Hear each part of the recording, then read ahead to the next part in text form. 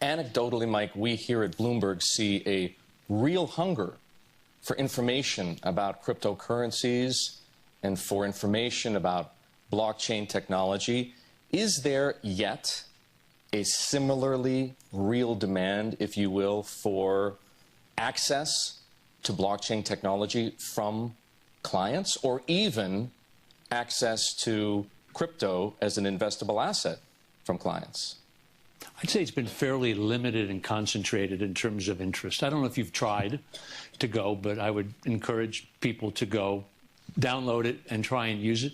Today, it's still pretty clunky. You know, when you want to go to the corner store and get a loaf of bread or whatever you want to go on. By the way, Mike Corbat just told you to go out and buy a Bitcoin for $7,000.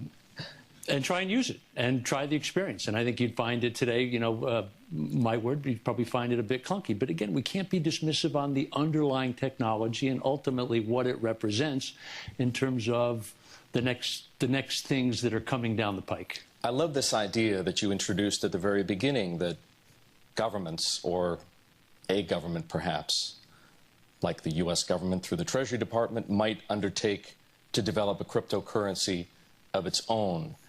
In the meantime, why is it that you think we haven't seen regulators, whether they be here, whether they be in the UK, whether they be in Europe, do what the Chinese have done, which is kind of put a stop to something that does make it almost impossible to comply with Know Your Client and anti-money laundering? You know, in some ways, there's the challenge that regulation actually stalls or impedes innovation. And so I think the regulators, again, it's a better question for them than for me, but as an observer, I would guess or likely say that they're intrigued by the innovation. They're intrigued by the underlying technology.